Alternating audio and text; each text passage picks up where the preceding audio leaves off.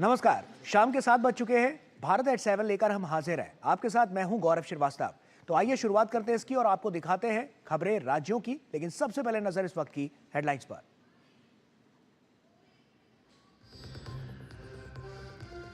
संसद परिसर में धक्का मुक्की, भाजपा सांसद प्रताप सारंगी और मुकेश राजपूत को लगी चोट।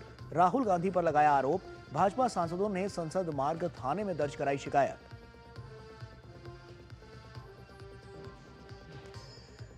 भाजपा ने राहुल गांधी को घेरा। शिवराज सिंह चौहान ने कहा, संसद में आज जो हुआ उसकी कल्पना नहीं की जा सकती। राहुल गांधी नेता प्रतिपक्ष के पद पर रहने के लायक भी नहीं।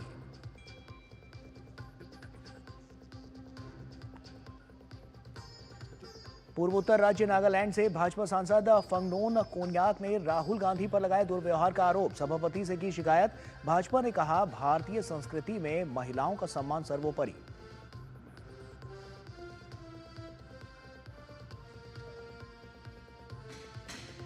राज्यसभा के सभापति को पद से हटाने की मांग वाला विपक्ष का नोटिस खारिज। उपसभापति ने कहा, विपक्ष का नोटिस तथ्यों से परे।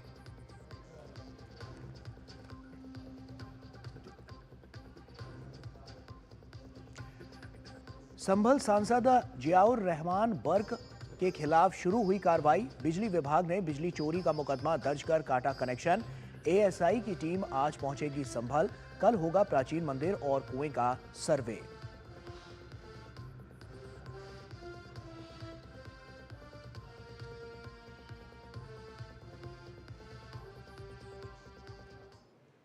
और आइए शुरुआत करते हैं और आपको बताते हैं कि केंद्र सरकार की उड़ान योजना ने देश के हवाई परिवहन के क्षेत्र में क्रांति ला दी है। अब छत्तीसगढ़ में भी रीजनल कनेक्टिविटी योजना हवाई सेवा की शुरुआत हुई है। देखिए छत्तीसगढ़ से ये खास रिपोर्ट। 999 रुपए में लीजिए हवाई सफर का आनंद। छत्तीसगढ़ में क्षेत्रीय हवाई सेवाओं का विस्तार। क्षेत्रीय हवाई सेवाओं के विस्तार से जुड़े रायपुर, बिलासपुर और अंबिकापुर शहर।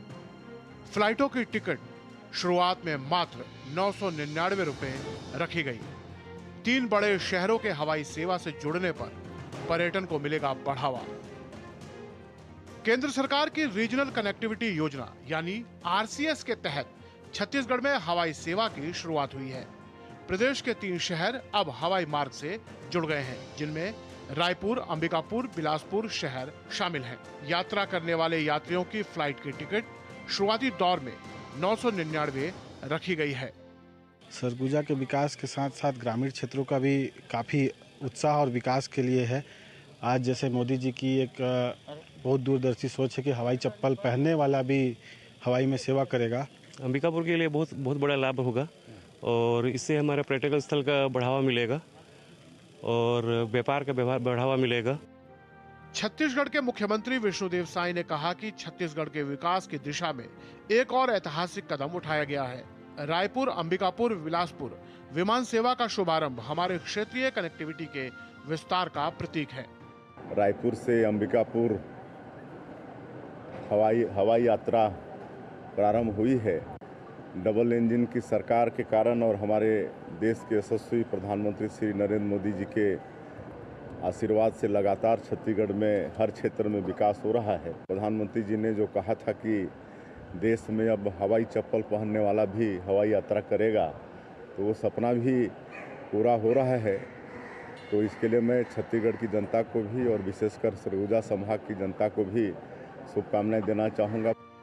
Raipur airport director doctor SD Sharma ने कहा कि केंद्र सरकार की रीजनल कनेक्टिविटी योजना के तहत छत्तीसगढ़ में हवाई सेवाओं की शुरुआत की जा रही है। जो अंडर सर्व्ड और अनसर्व्ड एयरपोर्ट हैं, जहाँ पे या तो फ्लाइट उतनी नहीं है जितनी होनी चाहिए, कनेक्टिविटी नहीं है, या जहाँ बिल्कुल भी नहीं है, उन रूट्स पे फ्लाइट चलाने की ये पहल है। भारतीय विमानपत्तन प्राधिकरण उसे नोडल एजेंसी बनाया गया है और ये सर्टेन ऐसे रूट्स को आइडेंटिफाई करके इसमें टेंडर फ्लोट करते हैं।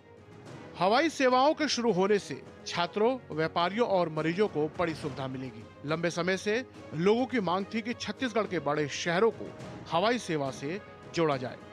देश के प्रधानमंत्री नरेंद्र मोदी ने भी कहा है कि देश में हवाई चप्पल पहनने वाला व्यक्ति भी हवाई यात्रा करे। पीएम नरेंद्र मोदी के कहने का तात्पर्य यह था कि हवाई यात्रा सस्ता और सर्वसुलभ हो। इसको लेकर देश में उड़ान योजना की शुरुआत की गई है, जिससे देश में एयरपोर्ट और हवाई अड्डे पर चाल बिछ सके। Somesh Patel, DD news, Chhattisgarh. और आइए आगे बढ़ते हैं। मगध का हिमालय वाणावर। बिहार में पर्यटन एक बड़े उद्योग के रूप में उभर रहा है। केंद्र सरकार के साथ राज्य सरकार भी पर्यटन को बढ़ावा देने के लिए बड़े स्तर पर काम कर रही है। राजगीर में रोपवे और ग्लास ब्रिज के बाद जहानाबाद के प्रसिद्ध वाणावर के पहाड़ों में घूमने आने वाले पर्यटक भी रोपवे का आनंद ले सकते हैं। देखिए खास रिपोर्ट। बिहार में ऐतिहासिक धरोहरों का है संगम। रोमांच से भर देता है मगध का हिमालय। जहानाबाद के वाणावर में पर्यटन की असीम संभावनाएं। बिहार के जहानाबाद के वाणावर में दिखेगा रोपवे। वाणावर में 24 करोड़ की लागत से निर्माण शुरू। जहानाबाद जिले में वाणावर पर्वत श्रृंखला पर्यटकों के आकर्षण का केंद्र। बिहार सरकार वाणावर को पर्यटक सर्किट से जोड़ने के लिए कर रही है काम। बिहार में कलात्मक, धार्मिक और प्राकृतिक सौंदर्य से भरपूर दर्शनीय स्थलों की कमी नहीं है। हजारों मील दूर रहने वाले लोग भी यहाँ खिंचे चले आते हैं। सरकार भी पर्यटक स्थलों पर सुविधा के विस्तार के लिए बड़े स्तर पर काम कर रही है। राजगीर और गया के बाद जहानाबाद को पर्यटन के क्षेत्र में आगे बढ़ाया जा रहा है। विश्व प्रसिद्ध और यूनेस्को वर्ल्ड हेरिटेज साइट में शामिल वाणावर की गुफा और वाणावर घूमने आने वाले लोगों को अब ज्यादा परेशानियों का सामना नहीं करना पड़ेगा। जल्द ही यहाँ रोपवे का निर्माण पूरा हो जाएगा। जब रोपवे शुरू हो जाएगा तब आराम से एक साथ 8 से 10 लोग ट्रॉली में बैठकर जा सकेंगे। जो रोपवे का कार्य टूरिज्म डिपार्टमेंट के द्वारा किया जा रहा है, उससे निश्चित रूप से जो हमारा बाबा सिद्धेश्वर नाथ मंदिर है और गराबर की गुफाएं हैं, उसके पर्यटन को बढ़ावा देने में बहुत मदद मिलेगी। वाणावर के सिद्धेश्वर महादेव मंदिर में भक्तों की बड़ी आस्था है। सावन के महीने में यहाँ काफी भीड़ होती है। पहाड़ी पर जाने के लिए 2 रास्ते हैं। एक रास्ता पाताल गंगा की तरफ से है। यहाँ से पर्यटकों को लगभग 600 सीढ़ियाँ चढ़नी पड़ती हैं, जबकि दूसरी तरफ गौ घाट से पथरीला रास्ता है। यहाँ से 1200 मीटर की खड़ी चढ़ाई है। इसे देखते हुए पर्यटन विभाग यहाँ रोपवे का निर्माण कर रही है। इससे फायदा होता है कि बहुत से लोग अस्वस्थ लोग जो हैं, जो नहीं आ सकते हैं, उनको आने जाने में उनको सुविधा होगी और आगे चल के भविष्य में इसका और विख्यात होगा। वाणावर में पर्यटन के विकास की बड़ी संभावना है। यूनेस्को वर्ल्ड हेरिटेज साइट होने के बाद भी यहाँ काफी कम संख्या में लोग पहुँच पाते हैं, लेकिन सरकार की कोशिशों के कारण जल्द ही ये इलाका भी पर्यटकों से गुलजार होगा। इसके साथ ही बड़ी संख्या में लोगों को रोजगार भी मिलेगा। वाणावर के जंगल में सिर्फ खूबसूरत पहाड़ियाँ और जंगल ही नहीं है, यहाँ पे औषधीय पौधों का भंडार है। इसके साथ ही लौह अयस्कर भी है। यहाँ पे खूबसूरत रॉक पेंटिंग है जो पर्यटकों को आश्चर्य में डाल देती हैं। इसके साथ ही बराबर की गुफाएं भी हैं जिन्हें देखने के लिए बड़ी संख्या में पर्यटक आते हैं। रोपवे का निर्माण होने से समझा जा रहा है पर्यटकों की संख्या में 3 से 4% तक की वृद्धि हो सकती है। डीडी न्यूज के लिए पटना से मधुरेश नारायण। और बात दिल्ली की, जहां के लोगों की सांसों पर प्रदूषण का पहरा है। जी हां, दिल्ली का वायु गुणवत्ता सूचकांक 448 के खतरनाक स्तर पर पहुंच गया है, जिससे स्वास्थ्य आपातकाल की स्थिति पैदा हो गई है। ये कितने सीवियर स्टेज में है, इसका अंदाजा इससे लगाया जा सकता है कि AQI 450 स्तर पर पहुंचने के बाद हेल्थ इमरजेंसी बताई जाती है। दिल्ली NCR में प्रदूषण का कहर। दिल्ली में प्रदूषण ने बढ़ाई चिंता। एयर पोल्यूशन का सेहत पर पड़ रहा है बहुत बुरा प्रभाव। दिल्ली में हेल्थ इमरजेंसी के करीब पहुंची हवा। दिल्ली वाले हर एक सांस में प्रदूषित कण लेने को मजबूर। दिल्ली और आसपास के इलाकों में प्रदूषण ने एक बार फिर से चिंता बढ़ा दी है। गुरुवार सुबह दिल्ली में औसतन वायु गुणवत्ता सूचकांक AQI 448 रहा, जो बेहद खराब श्रेणी में आता है। यह स्वास्थ्य के लिए बेहद खतरनाक है। दिल्ली NCR में प्रदूषण गुणवत्ता सूचकांक लगातार गंभीर श्रेणी में बना हुआ है। AQI एक बार फिर बढ़कर 500 के आंकड़े को छूने की कगार पर है। यह कितने सीवियर स्टेज में है, इसका अंदाजा इससे लगाया जा सकता है कि AQI 450 स्तर पर पहुंचने के बाद हेल्थ इमरजेंसी बताई जाती है। दिल्ली वाले ऐसी स्थिति में जी रहे हैं और हर एक सांस में इन प्रदूषित कण को लेने को मजबूर है। AQI जो डेली के डेली बढ़ते जा रहा है, ये ओवरऑल सिटीजन्स के लिए बहुत खतरा है। सबसे बड़ा कारण सर पोल्यूशन का तो ये ट्रैफिक और कंस्ट्रक्शन वगैरह हैं, जो अवैध कंस्ट्रक्शन और BS6 के बजाय जो सारी गाड़ियाँ अवैध यहाँ पर आ रही हैं दिल्ली में, वही सबसे बड़ा इसका कारण है। ट्रैफिक्स हैं सबसे बड़ा मुख्य कारण तो यहाँ पे यही है, और ये डीजल्स जो व्हीकल हैं उनको थोड़ा हमको रिस्ट्रिक्ट करना होगा। आज सुबह राजधानी के अधिकतर इलाकों में AQI 450 से 490 के बीच में दर्ज किया गया। इसमें सबसे खराब हवा नेहरू नगर में रही, जहां AQI 485 दर्ज किया गया। इसके अलावा वजीरपुर में 482, विवेक विहार में 472, रोहिणी में 477, पंजाबी बाग में 475, जहांगीरपुरी में 476, ITO में 479, आनंद विहार में 478 और अशोक विहार में AQI 471 दर्ज किया गया। वहीं दिल्ली से सटे गुरुग्राम में AQI 413, इंदिरापुरम में 422 और नोएडा के सेक्टर 62 में 426 दर्ज किया गया। गंभीर वायु प्रदूषण के कारण NCR की हवा बेहद जहरीली हो चुकी है। ऐसे में ये जहरीली हवा स्वस्थ व्यक्ति को भी बीमार बना सकती है। साथ ही बुजुर्गों, श्वास रोगियों और बच्चों के लिए ये बेहद खतरनाक है। स्वच्छ वायु गुणवत्ता सूचकांक 50 होना चाहिए, जो प्रदूषण के कारण अब बढ़कर 500 के करीब पहुंच गया है। Bureau report, DD news. और वक्त यहाँ पर एक छोटे से ब्रेक का हो गया है, लेकिन ब्रेक के उस पार आपको बताएंगे कि क्या है महाकुंभ में स्वच्छता का संदेश। तो कहीं मत जाइए, जल्द हाजिर होते हैं। खुद को पैम्पर करिए MDH बादाम रोगन के साथ, जो आपको संवारे, निखारे और नरिश करे। चमके चमके हाँ, दमके दमके, त्वचा में समाए, हाइड्रेट करे, हर उम्र की त्वचा का पोषण करे।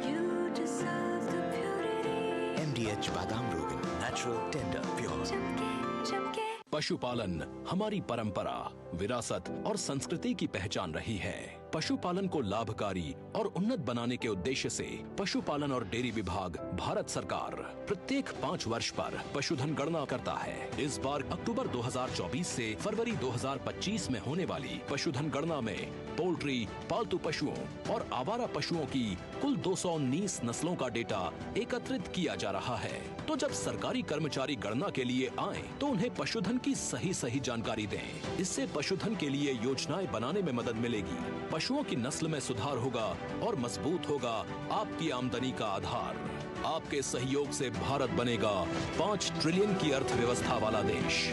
मेरे पशु, मेरी जानकारी, होगी समृद्ध संपदा हमारी। मेरी पसंद, मेरी पसंद, मेरी पसंद, मेरी पसंद, हमारी पसंद, हम सबकी पसंद। मजबूत देश का मजबूत सरिया हो गया स्टील।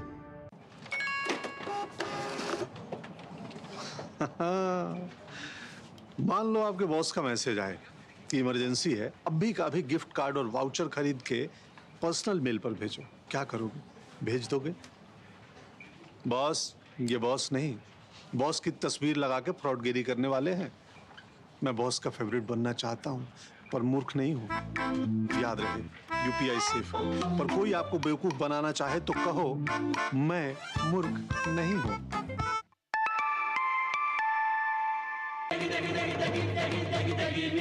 MDH की देगी मिर्च, देगी मिर्च का तड़का, अंग अंग फड़का। MDH की देगी मिर्च। ब्रेक के बाद एक बार फिर से आप सभी का स्वागत है। महाकुंभ में स्वच्छता का संदेश। जी हां, उत्तर प्रदेश के प्रयागराज में 13 जनवरी 2025 से महाकुंभ का आयोजन होने जा रहा है और इस भव्य आयोजन में देश विदेश से लाखों श्रद्धालु शामिल हो रहे हैं। और इसी कड़ी में मध्य प्रदेश से भी बड़ी संख्या में साधु संत इसमें शामिल होने वाले हैं और प्रदेश के इंदौर, देवास सहित तमाम जिलों में इस आयोजन में शामिल होने के लिए साधु संतों ने तैयारियां भी शुरू कर दी हैं। देखिए हमारे संवाददाता श्रेयस द्विवेदी की ये रिपोर्ट। उत्तर प्रदेश के प्रयागराज में आगामी 13 जनवरी से शुरू होने वाले कुंभ के लिए इंदौर के संतों ने भी तैयारी शुरू कर दी है। ये संत वहां अनेक सेवा गतिविधियां चलाने के अलावा इंदौर के स्वच्छता का संदेश भी करोड़ों आगंतुकों को देंगे। साथ ही इस महाकुंभ में इंदौर के अलग अलग आश्रमों से पद्मनाभ स्वामी, रामलला, लड्डू गोपाल और लाल जी की मूर्तियां संत महंत साथ लेकर जाएंगे। ये मूर्तियां 100 से लेकर 284 वर्षों से भी ज्यादा पुरानी हैं। उज्जैन, हरिद्वार, नासिक और प्रयागराज चारों कुंभ में इन्हें विशेष रूप से ले जाया जाता है। इस महाकुंभ में हंसदास मठ का डाकोर खालसा, पंच बारह भाई डांडिया विद्याधाम, श्री राम मंदिर पंचकुइयां, अन्नपूर्णा सहित कई आश्रमों के शिविर लगेंगे। इनके लिए जमीन आवंटन भी हो चुका है। इन शिविरों में इंदौर से जुड़े लोग हर दिन 12 घंटे अन्न क्षेत्र चलाएंगे, जहां कोई भी श्रद्धालु आकर प्रसादी ले सकता है। कुंभ के लिए 284 साल पुरानी पद्मनाभ स्वामी और लड्डू गोपाल की मूर्तियां खास तौर पर ले जाई जाएंगी। इसके अलावा देश में लगातार 7 बार स्वच्छता में नंबर 1 पर आए इंदौर का स्वच्छता का संदेश भी दिया जाएगा और कुंभ में पूर्ण स्वच्छता का वातावरण बनाया जाएगा। इंदौर के लिए गौरव की बात है कि इंदौर जो है रामानंदी संप्रदाय के जो 700 खालसे हैं उसमें तीसरा स्थान इंदौर खालसे का रहता है। तो वहाँ पर सभी लोग भक्त लोग जा रहे हैं, संत जा रहे हैं। महाकुंभ का पावन अवसर सभी धर्म बंधुओं को प्राप्त हो रहा है। इंदौर की पवित्र नगरी पर एक दिव्य धाम जो कि श्री विद्या धाम के नाम से जाना जाता है, उसका भी शिविर वहाँ पर 10 जनवरी से प्रारंभ होकर के 10 फरवरी तक लगेगा। 12 वर्ष में एक बार होने वाले महाकुंभ में दुनिया भर से करोड़ों लोग गंगा किनारे पहुंचेंगे।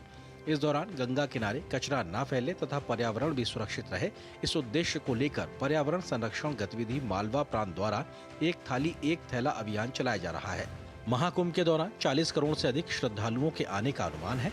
इतनी बड़ी संख्या में लोगों के पहुंचने के कारण गंगा तट पर 40,000 टन कचरा इकट्ठा होने का भी अनुमान जताया गया है। इस दौरान प्लास्टिक बैग और डिस्पोजल के इस्तेमाल को कम करने के लिए यहां पहुंचे लोगों को स्टील की थाली तथा कपड़े का थैला दिया जाएगा, जिसका इस्तेमाल कर कचरे को नियंत्रित करने का काम किया जाएगा।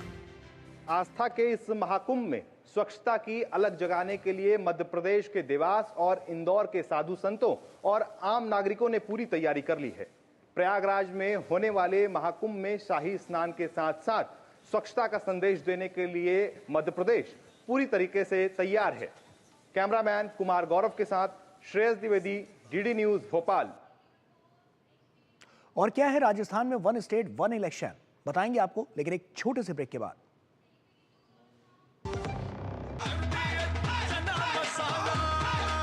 अब छोलिया हो या लोबिया, सफेद चने या काले चने, सब कुछ मजेदार बने।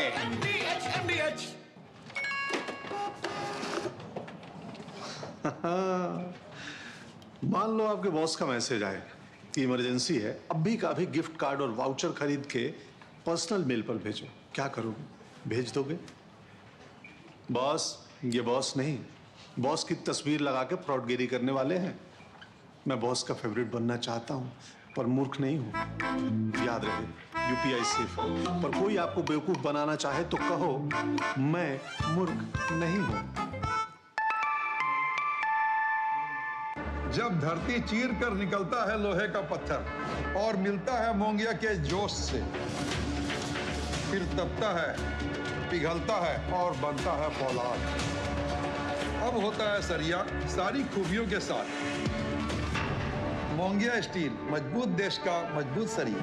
MDH का किचन किंग किचन में हो तो हम सब कुछ बना सकते हैं। बैंगन का भरता, आलू गोभी, भिंडी मसाला और भी बहुत कुछ। MDH। ब्रेक के बाद एक बार फिर से आप सभी का स्वागत है। राजस्थान में 1 स्टेट 1 इलेक्शन, जी हाँ, देश में 1 नेशन 1 इलेक्शन की चर्चा गर्म है। 1 नेशन 1 इलेक्शन बिल लोकसभा में पेश हो चुका है और इसी तरह राजस्थान में 1 स्टेट 1 इलेक्शन की कवायद भी तेज हो गई है। इस दिशा में भजनलाल सरकार जल्द ही फैसला ले सकती है। राजस्थान में 1 स्टेट 1 इलेक्शन की कवायद तेज। बजट में 1 स्टेट 1 इलेक्शन की हुई थी घोषणा। राजस्थान सरकार की मंशा 291 शहरी निकाय, 7000 पंचायतों में एक साथ चुनाव कराने की। शहरी स्थानीय निकायों और पंचायती राज संस्थाओं में चुनाव 2025 कराए जाएंगे एक साथ। राजस्थान सरकार द्वारा वन स्टेट वन इलेक्शन की बात पुरजोर तरीके से की जा रही है। राजस्थान सरकार का कहना है कि राज्य में शहरी स्थानीय निकायों और पंचायती राज संस्थाओं के चुनाव 2025 में एक साथ कराए जाएंगे। राजस्थान में 59 नगर परिषदों का कार्यकाल खत्म होने के बाद सरकार ने प्रशासक लगा दिए हैं। ये निर्णय इसी दिशा में बड़ा कदम माना जा रहा है। राज्य में 5 नगर निगम, 20 नगर परिषद और 24 नगर पालिकाओं के बोर्ड का कार्यकाल पूरा हो गया है। स्वायत्त शासन विभाग की ओर से निकाले गए आदेश में कहीं अतिरिक्त जिला कलेक्टर तो कहीं उपखंड अधिकारी को प्रशासक बनाया गया है। इन निकायों के वार्डों का भी नए सिरे से सीमांकन किया जाना है। ये प्रक्रिया अगले साल मार्च 2025 तक पूरी होगी। ऐसे में इस कदम को वन स्टेट वन इलेक्शन की कवायद के तौर पर भी देखा जा रहा है। हमारा प्रयास है, संकल्प है कि सारी जो कानूनी अनिवार्यता है उन सब को पूरी करते हुए हम वन स्टेट वन इलेक्शन पे कायम हैं। भजनलाल सरकार वन स्टेट वन इलेक्शन को लेकर काफी सकारात्मक रुख अपना रही है। प्रदेश की 6759 ग्राम पंचायतों का कार्यकाल जनवरी में पूरा होने वाला है। ऐसे में प्रदेश के राजनीतिक गलियारों में चर्चाएं तेज हैं कि राज्य सरकार नगर निकाय की तर्ज पर ही जनप्रतिनिधियों को प्रशासक नियुक्त करेगी। राजस्थान सरकार का ये दृढ़ अभिमत है कि पूरे प्रदेश में एक राज्य वन स्टेट वन इलेक्शन हो। जब वन स्टेट वन इलेक्शन हो रहा है तो एक शहर एक निकाय भी हो। पंचायतों के चुनाव निकायों के साथ कराने पर सरपंच संघ ने सरकार की मंशा का स्वागत किया है, लेकिन सरकार को सुझाव भी दिया है कि प्रशासकों की जगह सरपंचों की सेवाओं को विस्तार दिया जा सकता है। वन स्टेट वन इलेक्शन का राजस्थान के सभी सरपंच स्वागत करते हैं और ये बहुत ही उम्दा फैसला है सरकार का।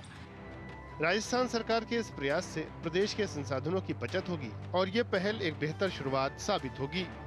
अगर राजस्थान में एक राज्य एक चुनाव का कानून बनता है तो ऐसा करने वाला राजस्थान पहला राज्य बन सकता है।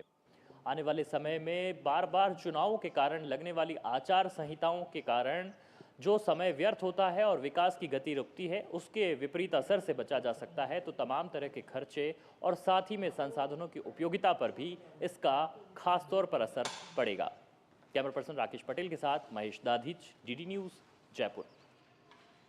और अब जाते जाते आपको बताते हैं कि क्या है मध्य प्रदेश में अनोखा सोलर पावर प्लांट। जी हाँ, मध्य प्रदेश सौर ऊर्जा के स्टोरेज के साथ ही यूपी के साथ मिलकर ऐसे प्रोजेक्ट पर काम कर रहा है जिससे साल में 6 माह बिजली यूपी को तो 6 माह एमपी को बिजली मिलेगी। तो आप इस रिपोर्ट को देखिए, हमें दीजिए इजाजत। नमस्कार। मध्य प्रदेश के मुरैना में पहला ऐसा सोलर पावर प्लांट बनने जा रहा है जिससे दिन के साथ रात में भी बिजली मिलेगी।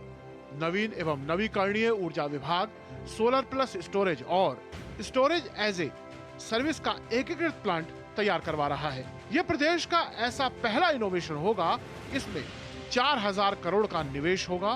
प्लांट के लिए केंद्र सरकार की अनुमति मिल गई है। 3000 हेक्टेयर जमीन आरक्षित कर दी गई है। एक हमारा प्रोजेक्ट है सोलर प्लस स्टोरेज। वो बहुत ही एक इंटरेस्टिंग प्रोजेक्ट है। वो हमें दिन के समय, सूरज के समय तो बिजली देगा ही, पर साथ ही साथ स्टोरेज के माध्यम से हमें सुबह सूरज उगने से पहले, शाम को सूरज उगने के बाद, उस समय भी बिजली देगा। 2 पड़ोसी राज्यों मध्य प्रदेश और उत्तर प्रदेश ने साथ मिलकर 8 गीगावाट क्षमता की सौर ऊर्जा परियोजनाएं विकसित करने की योजना भी बनाई है।